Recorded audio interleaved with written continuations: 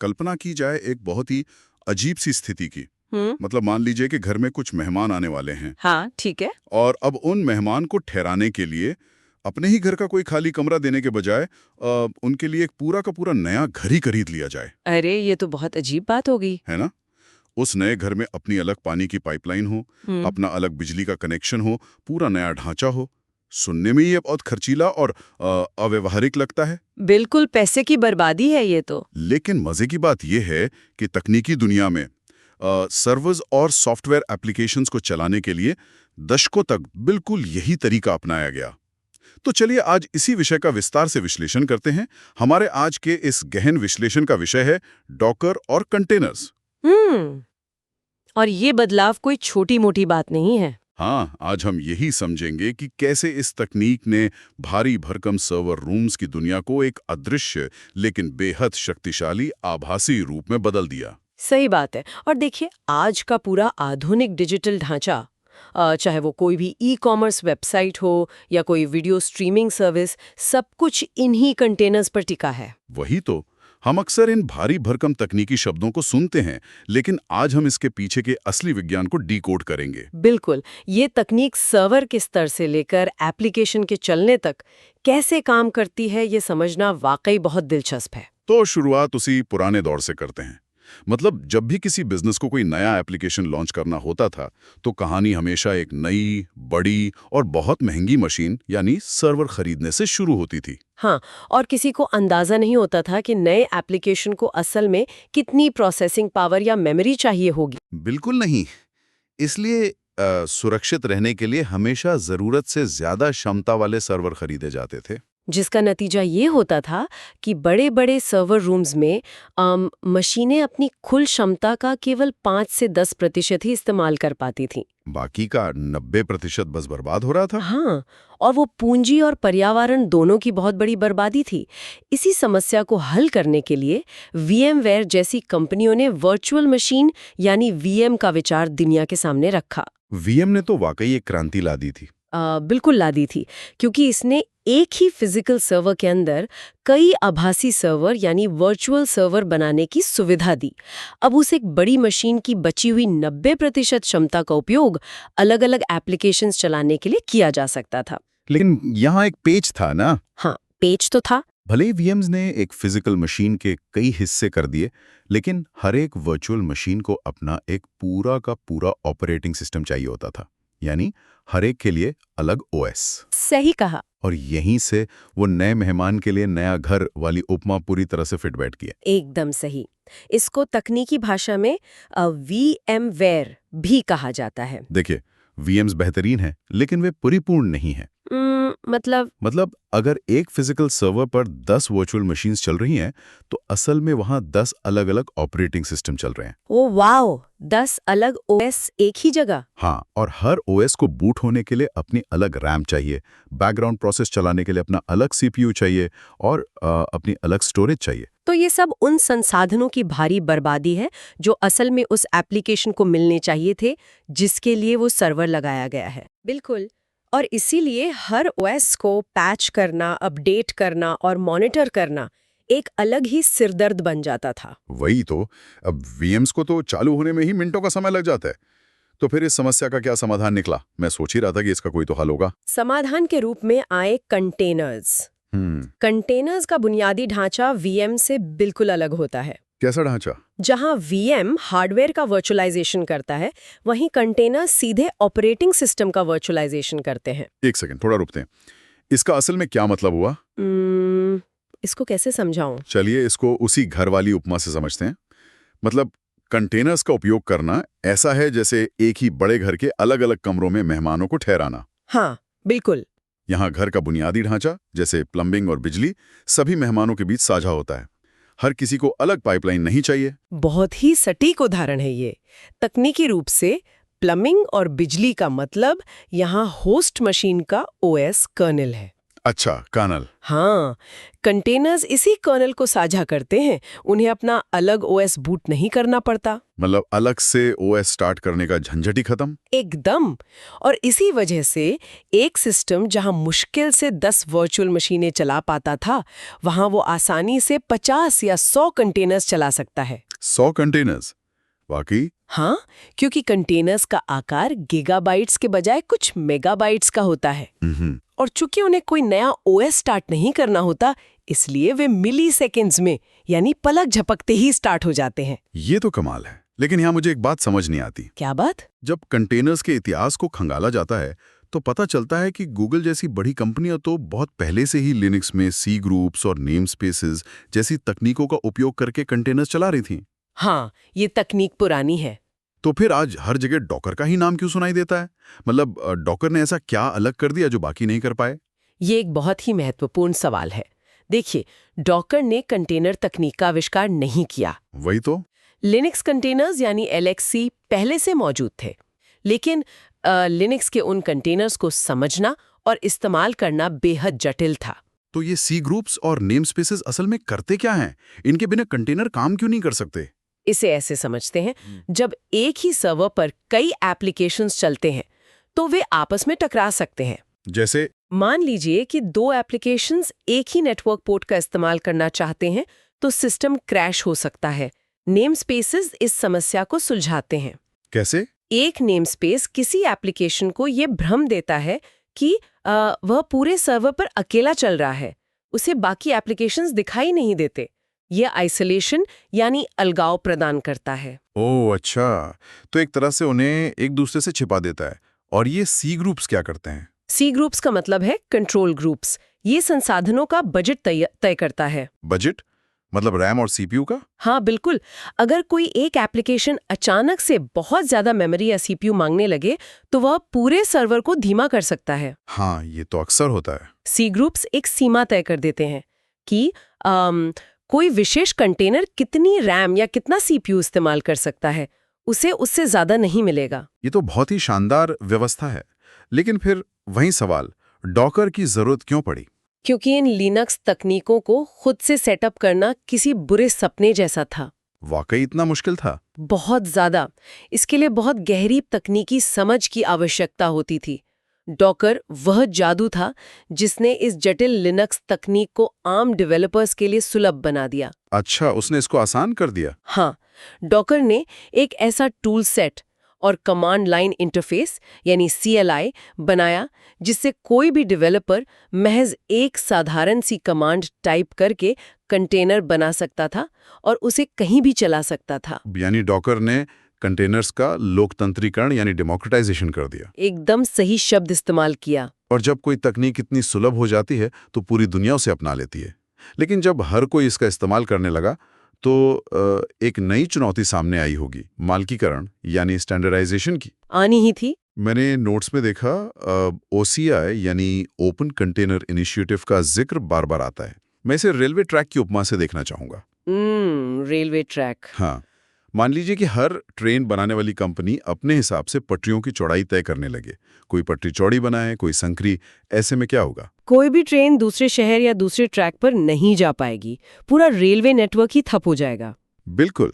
जैसे रेल की पटरियों का आकार स्टैंडर्डाइज्ड होना जरूरी है ताकि कोई भी ट्रेन कहीं भी चल सके, वैसे ही कंटेनर्स के लिए भी नियम तय करना जरूरी था। और OCI ने यही काम किया। इस बात को बड़े परिदृश्य से जोड़ें तो OCI की स्थापना तब हुई जब CoreOS जैसी कुछ कंपनियों को लगने लगा था कि डॉकर इस पूरे इकोसिस्टम पर हावी हो रहा है। ओहो, तो एक टक्कर शुरू हो गई थी। हाँ, उन्होंने ऐप-C नाम का एक अलग मानक बनाने की कोशिश की थी। अब सोचिए, अगर बाजार में 2 अलग-अलग कंटेनर मानक होते तो भारी भ्रम पैदा होता। बिल्कुल, डेवलपर्स तो परेशान हो जाते। इसीलिए तकनीक जगत के दिग्गजों ने मिलकर OCI की स्थापना की, जो लिनक्स फाउंडेशन के अंतर्गत काम करता है। और इस OCI ने मुख्य रूप से क्या नियम बनाए? कुछ स्पेसिफिक स्टैंडर्ड्स? इसने 3 मुख्य मानक तय किए। पहला, इमेज स्पेक, जो तय करता है कि कंटेनर की फाइल कैसे बनेगी। दूसरा, रन टाइम स्पेक, जो तय करता है कि कंटेनर कैसे चलेगा। और तीसरा है डिस्ट्रीब्यूशन स्पेक, जो तय करता है कि कंटेनर्स को एक जगह से दूसरी जगह कैसे भेजा जाएगा। और सबसे अच्छी बात ये रही कि डॉकर ने अपने अहंकार को किनारे रखकर इन सभी मानकों को पूरी तरह से अपना लिया। और जहां तक मुझे पता है, इन मानकों को अपनाने का डॉकर के खुद के डिजाइन पर बहुत गहरा प्रभाव पड़ा है ना। शुरुआत में डॉकर एक बहुत बड़ा मोनोलिथ हुआ करता था, जिसमें सब कुछ एक ही जगह गुंथा हुआ था। हाँ, शुरुआत में डॉकर डीमन एक विशाल और भारी भरकम सॉफ्टवेयर था। इसमें एपीआई, इमेज बनाना, कंटेनर चलाना, सब कुछ एक ही जगह कोड किया गया था। तो इसमें प्रॉब्लम क्या थी? समय के साथ ये धीमा हो रहा था और नए बदलाव करने में बाधा बन रहा था। इसलिए डॉकर ने इसे छोटे विशिष्ट हिस्सों में विखंडित कर दिया। तो अब ये काम कैसे करता है? मतलब अगर कोई developer Docker run command type करता है, तो बैकग्राउंड में असल में क्या होता है? अब डॉकर इंजन के कई हिस्से हैं। सबसे पहले एपीआई अनुरोध डॉकर डीमन यानी डॉकर्ड के पास जाता है। ठीक है। अब ये डीमन खुद कंटेनर नहीं बनाता, बल्कि यह अनुरोध को कंटेनर्ड को सौंप देता है। कंटेनर्ड। हाँ, कंटेनर एक उच्च स्तरीय रन टाइम है जो कंटेनर के जीवन चक्र को संभालता है। फिर कंटेनर डिस्क काम को रन्स को सौंपता है। ये चेन काफी लंबी लग रही है। थोड़ी सी। रन्स असल में वह टूल है जो लाइनक्स कर्नल यानी नेम स्पेसेस और सी ग्रुप्स के साथ बातचीत करके असल में कंटेनर का निर्माण करता है। और सबसे दिलचस्प बात यह है कि कंटेनर बनाने के ठीक बाद रन्स बंद यानी एग्जिट हो जाता है। रुकिए, ये बहुत ही चतुर इंजीनियरिंग है। अगर रन्स बंद हो जाता है तो फिर उस चलते हुए कंटेनर की निगरानी कौन करता है? यहीं पर शिम्स का काम शुरू होता है ना? बिल्कुल, पकड़ा आपने। जब रन्स कंटेनर को स्टार्ट करके बाहर निकल जाता है तो शिम उस कंटेनर का मेन यानी पेरेंट प्रोसेस बन जाता है। शाबात है। और इन्हीं शिम्स के कारण ही डेमनलेस कंटेनर्स यानी बिना डेमन के कंटेनर्स का सपना सच हो पाया है। इसका मतलब है कि अब कंटेनर्स डॉकर डीमन पर सीधे निर्भर नहीं है।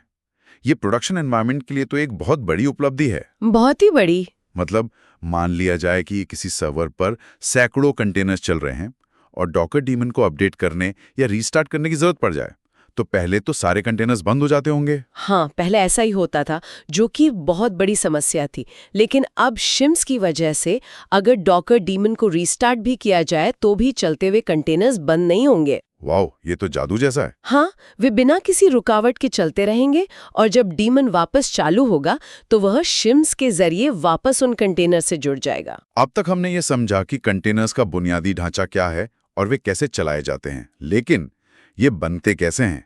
इसका सारा रहस्य इमेजेस में छिपा है ना? हाँ, इमेज को समझना बहुत जरूरी है। ये एक रीड ओनली यानी न बदली जा सकने वाली पैकेज फाइल होती है। इसमें क्या क्या होता है? इसमें एप्लीकेशन का कोड, उसकी डिपेंडेंसीज और काम करने के लिए जरूरी न्यूनतम ओएस के हिस्से शामिल होते हैं। इसे एक रुकी हुई अवस्था यानी स्टॉप्ड कंटेनर के रूप में देखा जा सकता है। इमेजेस को लेकर जो सबसे रोचक बात सामने आती है वह यह है कि ये कोई एक बड़ी ठोस फाइल नहीं होती, बल्कि ये स्वतंत्र लेयर्स का एक स्टैक होती हैं। बिल्कुल, जो एक के ऊपर एक रखी जाती हैं। डॉकर इन सभी लेयर्स को मिलाकर एक पारदर्शी और एकीकृत सिस्टम की तरह पेश करता है। इस लेयर सिस्टम का कोई खास फायदा है क्या? इसका तकनीकी लाभ बहुत बड़ा है, मैं समझाती हूँ। इसे एक उदाहरण से समझते हैं। मान लिया जाए कि किसी कंपनी का नियम है कि सभी एप्लीकेशंस उबुंटू ओएस पर बनेंगे। ठीक है। तो वह उबुंटू ओएस सबसे निचली बेस लेयर हो गई। उसके ऊपर पाइथन इंस्टॉल किया गया तो वो दूसरी लेयर बन गई, और सबसे ऊपर एप्लीकेशन का अपना कोड रखा गया जो तीसरी लेयर है। और इन लेयर्स का सबसे बड़ा फायदा ये है कि डॉकर इन्हें शेयर कर सकता है। मतलब अगर किसी सिस्टम पर 10 अलग-अलग इमेजेस हैं जो उसी उबुंटू बेस लेयर का उपयोग कर रही हैं, तो डॉकर उस बेस लेयर को इंटरनेट से 10 बार डाउनलोड नहीं करेगा। ओह, अच्छा। हाँ, वो उसे सिर्फ एक बार डाउनलोड करेगा और सभी 10 इमेजेस के बीच शेयर करेगा। इसी वजह से हार्ड ड्राइव की स्पेस और इंटरनेट की बैंडविड्थ दोनों की भारी बचत होती है। अब मुझे समझ आया, जब हम कोई इमेज डाउनलोड करते हैं और स्क्रीन पर ऑलरेडी एग्जिस्ट्स लिखा आता है। हाँ, वो इसीलिए होता है क्योंकि डॉकर पहचान लेता है कि वो विशेष लेयर सिस्टम में पहले से मौजूद है। पहचानने के लिए अक्सर टैग्स का उपयोग किया जाता है, जैसे @लेटेस्ट। लेकिन इस लेटेस्ट टैग को लेकर एक बहुत बड़ी चेतावनी है, जिसे नजरअंदाज करना भारी पड़ सकता है। हाँ, ये एक ऐसी तकनीकी गलती है जो पूरे प्रोडक्शन सिस्टम को खतरे में डाल सकती है। लोग अक्सर सोचते हैं कि लेटेस्ट टैग का मतलब हमेशा सबसे नया और सही वर्जन होता है। लेकिन क्या ऐसा सच में है? बिल्कुल नहीं। टैग्स को बड़ी आसानी से बदला या म्यूटेट किया जा सकता है। अब एक बहुत ही भयानक स्थिति की कल्पना करें। ठीक है, बताइए। मान लीजिए कि रात के 2 बजे किसी ई-कॉमर्स वेबसाइट पर बहुत भारी ट्रैफिक आ जाता है। सिस्टम स्वचालित रूप से नए सर्वर चालू करता है और लेटेस्ट टैग वाली इमेज डाउनलोड करता है। ओके। लेकिन उसी दिन शाम को किसी डेवलपर ने गलती से एक बग वाली इमेज को भी उसी नाम यानी लेटेस्ट से अपलोड कर दिया था। अरे बाप रे! इसका मतलब है कि पुराने सर्वर पर जो लेटेस्ट चल रहा है वो सही है, लेकिन नए सर्वर जो अब लेटेस्ट डाउनलोड कर रहे हैं वो खराब कोड वाला है। बिल्कुल। अब सोचिए सिस्टम में एक ही टैग नाम से 2 अलग-अलग वर्जन चल रहे हैं। हाँ, आधा ट्रैफिक सही चल रहा है और आधा क्रैश हो रहा है। वही तो। और ये पता लगाना लगभग असंभव हो जाता है कि कौन सा कंटेनर पुरानी सुरक्षित इमेज चला रहा है और कौन सा नई असुरक्षित इमेज। ये तो सच में किसी भी इंजीनियर के लिए एक बुरा सपना है। तो इस म्यूटेशन या बदलाव की समस्या का समाधान क्या है? इसका अचूक समाधान है क्रिप्टोग्राफिक हैश या डाइजेस्ट। डॉकर हर इमेज और हर लेयर को एक विशेष SHA-256 हैश देता है। अच्छा, ये डाइजेस्ट क्या होता है? ये एक लंबी से अक्षरों और अंकों की कड़ी होती है जो पूरी तरह से इम्यूटेबल यानी अपरिवर्तनीय होती है। यानी अगर इमेज की किसी भी फाइल में एक सिंगल बाइट का भी बदलाव होता है तो उसका पूरा का पूरा डाइजेस्ट ही बदल जाएगा। एकदम सही। इसलिए गंभीर प्रोडक्शन एनवायरनमेंट में ये सख्त नियम है कि हमेशा डाइजेस्ट के जरिए ही इमेजेस को पुल करना चाहिए, टैग्स के जरिए नहीं। इससे 100% सुनिश्चित हो जाता है कि ठीक वही कोड चल रहा है जिसका टेस्ट किया गया था। बिल्कुल। और सुरक्षा की बात हो रही है तो डॉकर स्काउट जैसे टूल्स का महत्व भी बढ़ जाता है। ये टूल इमेजेस को स्कैन करता है और बताता है कि उनमें कोई ज्ञात सुरक्षा खामी या वल्नरेबिलिटी तो नहीं है। और क्योंकि इमेजेस लेयर्स में बनती होती हैं, ये टूल न केवल खामी बताता है बल्कि ये भी सुझाता है कि किस लेयर को अपडेट करने से वह खामी दूर हो जाएगी। हाँ, और एक और चीज, आज के समय में हमारे पास कई अलग-अलग प्लेटफॉर्म है। जैसे कुछ सर्वर x64 चिप्स पर चलते हैं तो कुछ आर्म आर्किटेक्चर पर। डॉकर ने मल्टी आर्किटेक्चर इमेजेस के जरिए इस जटिलता को भी खत्म कर दिया है। यानी अगर कोई डॉकर पुल अल्फाइन कमांड चलाता है तो डॉकर खुद पता लगा लेता है कि सिस्टम आर्म पर है या विंडोज पर, और वह बैकग्राउंड में मैनिफेस्ट लिस्ट का उपयोग करके सही इमेज डाउनलोड कर लेता है। हाँ, ये यूजर एक्सपीरियंस को बेहद सहज बनाता है। तो अब तक हमने कंटेनर्स के बुनियादी ढांचे और इमेजेस की गहराई को समझा। अब चलते हैं रन टाइम की दुनिया में। जब एक रुकी हुई इमेज से एक चलता हुआ कंटेनर बनता है तो असल में अंदर क्या होता है? मैं सोच रहा था इसे प्रोग्रामिंग की एक उपमा से समझाया जाए। हाँ, जरूर। इमेज और कंटेनर का रिश्ता वैसा ही है जैसा एक क्लास और उसके ऑब्जेक्ट का होता है। हाँ, इमेज एक ठहरा हुआ ब्लूप्रिंट है। जब डॉकर इसे चलाता है तो वह उस रीड ओनली इमेज के ठीक ऊपर एक बहुत ही पतली रीड राइट लेयर जोड़ देता है और उसे कंटेनर बना देता है। हाँ, और ये रीड राइट लेयर बहुत महत्वपूर्ण है। कंटेनर के चलते समय जो भी बदलाव होते हैं, जैसे कोई नई टेम्पररी फाइल बनना या लॉग्स जनरेट होना, वे सब इसी ऊपरी लेयर में सेव होते हैं। और इसका सबसे बड़ा फायदा क्या है? इसका सबसे बड़ा फायदा ये है कि नीचे की मुख्य इमेज हमेशा सुरक्षित और अपरिवर्तित रहती है, उसमें कोई छेड़छाड़ नहीं होती। और अगर उस कंटेनर को डिलीट कर दिया जाए तो वह रीड राइट लेयर भी हमेशा के लिए डिलीट हो जाती है। कंटेनर के अंदर जमा सारा डेटा खत्म हो जाता है, जब तक कि उसे किसी बाहरी वॉल्यूम में सेव ना किया गया हो। बिल्कुल वही एक तरीका है डेटा बचाने का। यहीं पर कंटेनर्स का लाइफ साइकिल काम करता है। लेकिन जब कंटेनर चलता है तो एक बहुत ही सख्त नियम लागू होता है, PID1 यानी प्रोसेस ID 1 का नियम। हाँ, ये नियम हमेशा थोड़ा हैरान करता है नए लोगों को। मुझे भी किया था। इसे समझने के लिए हमें लिनक्स के प्रोसेस ट्री को देखना होगा। एक सामान्य लिनक्स सर्वर में जब सिस्टम बूट होता है तो सबसे पहली जो प्रक्रिया चलती है उसे PID1 कहा जाता है। ठीक है। यह आमतौर पर सिस्टम डी या इनिट होता है, जिसका काम बाकी सभी बैकग्राउंड एप्लीकेशंस को शुरू करना और संभालना होता है। लेकिन देखिए, कंटेनर तो पूरा ऑपरेटिंग सिस्टम नहीं है ना। वही तो वहां PID1 का क्या मतलब? कंटेनर्स का डिजाइन ही ऐसा है कि वो केवल एक ही प्रोसेस या माइक्रो सर्विस को चलाने के लिए बने हैं। इसलिए जब कंटेनर शुरू होता है तो उसका वह मुख्य एप्लीकेशन ही PID1 बन जाता है। मतलब अगर कंटेनर एक वेब सर्वर चला रहा है हाँ, तो वह वेब सर्वर ही PID1 होगा। बिल्कुल सही। और अगर ये वेब सर्वर यानी PID-1 किसी कारण से क्रैश हो जाए या बंद हो जाए, तो वह कंटेनर भी तुरंत किल हो जाएगा, खत्म। कंटेनर का अपना कोई अलग अस्तित्व नहीं है, उसका वजूद केवल उस एक प्रोसेस को एक सुरक्षित वातावरण देने के लिए है। हाँ, अगर मुख्य प्रोसेस ही खत्म हो गई तो कंटेनर को चलते रहने का कोई औचित्य ही नहीं बचता। सही बात है। लेकिन यहाँ एक बहुत ही व्यावहारिक उलझन आती है। जैसा कि हमने पहले बात की, बेहतरीन कंटेनर्स वो होते हैं जो स्लिम होते हैं, जिनमें कोई भी फालतू टूल नहीं होता। हाँ, जैसे एल्पाइन लिनक्स बेस इमेज का आकार सिर्फ 3 MB होता है। 3 MB बस। हाँ, और सुरक्षा के लिहाज से यह बेहतरीन है क्योंकि इसमें कोई शेल, पैकेज मैनेजर या कर्ल और पिंग जैसे टूल्स नहीं होते। लेकिन इसका दूसरा पहलू ये है कि अगर प्रोडक्शन में एप्लीकेशन क्रैश हो जाए या कुछ अजीब व्यवहार करने लगे, तो उसे डीबग कैसे किया जाए? हाँ, ये एक बड़ी प्रॉब्लम थी। बिल्कुल। बिना टूल्स के कंटेनर के अंदर जाके परेशानी को कैसे समझा जाएगा? अगर कर्ल नहीं है, पिंग नहीं है, तो डीबग करना तो असंभव सा हो जाएगा। वही तो, ये एक बहुत ही बड़ी समस्या थी जिसका समाधान डॉकर डीबग टूल के रूप में सामने आया। ये किसी जादू की तरह काम करता है। अच्छा, कैसे? जब किसी स्लिम कंटेनर को डीबग करने की जरूरत होती है तो डॉकर डीबग बाहर से एक डीबग टूल बॉक्स को उस चलते हुए कंटेनर के साथ माउंट कर देता है। क्या इसका मतलब ये है कि वो सारे डीबग टूल्स कंटेनर का हिस्सा बन जाते हैं, उसके अंदर घुस जाते हैं? नहीं, सबसे अच्छी बात यही है कि वे कंटेनर का हिस्सा नहीं बनते। ये टूलबॉक्स कंटेनर के मुख्य एप्लीकेशन के लिए पूरी तरह से अदृश्य रहता है। तो डेवलपर को टूल्स कैसे मिलते हैं? यह डेवलपर को एक अलग शेल प्रदान करता है जिसमें नेटवर्क जांचने या फाइल्स देखने के लिए सभी आवश्यक टूल्स होते हैं। डेवलपर लाइव डिबगिंग कर सकता है। और डीबग के बाद? जैसे ही वह उस सेशन से बाहर निकलता है, वह टूलबॉक्स गायब हो जाता है। कंटेनर अपने उसी स्लिम और सुरक्षित रूप में बिना किसी बदलाव के चलता रहता है। ये तो वाकई शानदार है। लेकिन देखिए, यहाँ एक बहुत ही सख्त चेतावनी का जिक्र करना जरूरी है। क्या? भले ही डेवलपर लाइव कंटेनर के अंदर जाकर फाइल्स को बदल सकता है, लेकिन ऐसा करना एक बहुत बड़ा एंटी पैटर्न माना जाता है। हाँ, एंटी पैटर्न।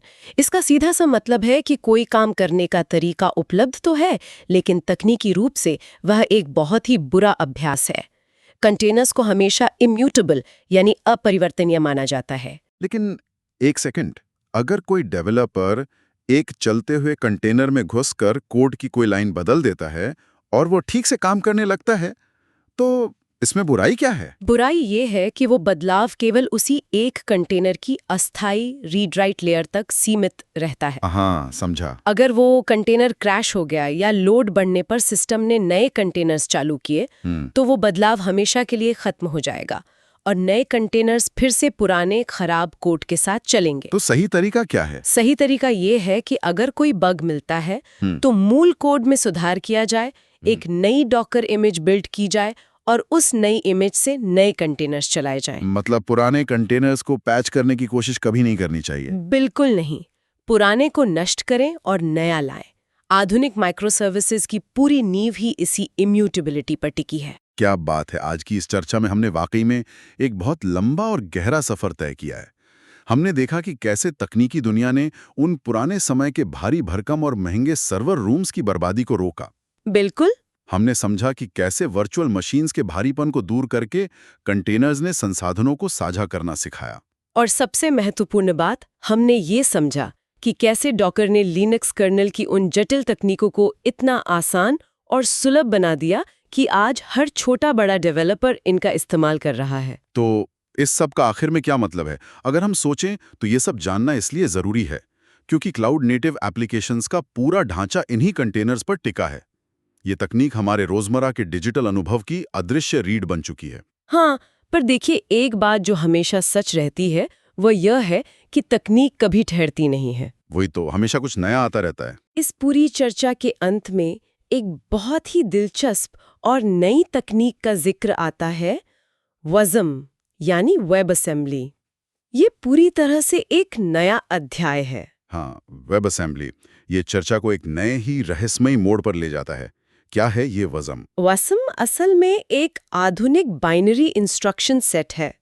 WASM से बने एप्लीकेशंस इतने हल्के होते हैं कि वे कंटेनर से भी छोटे होते हैं। कंटेनर से भी छोटे? हाँ, उनसे कहीं ज्यादा तेज स्टार्ट होते हैं और सुरक्षा के मामले में उनका सैंडबॉक्स मॉडल कंटेनर्स से भी अधिक कड़ा होता है। वाह। आप किसी भी भाषा में कोड लिख सकते हैं और उसे WASM बाइनरी में बदल सकते हैं, जो किसी भी ऑपरेटिंग सिस्टम पर चल सकता है। तो अब सबसे बड़ा सवाल ये उठता है कि क्या भविष्य में WASM इन कंटेनर्स की जगह ले लेगा? क्या तकनीकी दुनिया फिर से एक और बड़ी क्रांति के मुहाने पर खड़ी है, जहां कंटेनर्स भी पुरानी बात हो जाएंगे? ये एक ऐसा विचारणीय बिंदु है जिस पर शोध किया जाना चाहिए। क्या WASM कंटेनर्स को पूरी तरह से खत्म कर देगा, या फिर डॉकर का इकोसिस्टम इस तरह से खुद को ढालेगा कि भविष्य में वर्चुअल मशीनें, कंटेनर्स और WASM एप्लीकेशंस, ये तीनों एक ही क्लाउड में, एक ही सर्वर पर एक साथ यानी साइड बाय साइड काम करेंगे? अगर हम अपने शुरुआती उदाहरण पर वापस जाएं, तो क्या हम उस बड़े घर में कुछ ऐसे नए और भी छोटे और अत्याधुनिक सुरक्षित कमरे बनाने जा रहे हैं जो बिल्कुल नई तकनीक से बने हैं? हो सकता है। इसी बौद्धिक रहस्य और तकनीक के भविष्य पर उठे इस शानदार सवाल के साथ हम आज के इस गहन विश्लेषण को यहीं रोकते हैं। सोचने और खोजने के लिए वाकई बहुत कुछ है।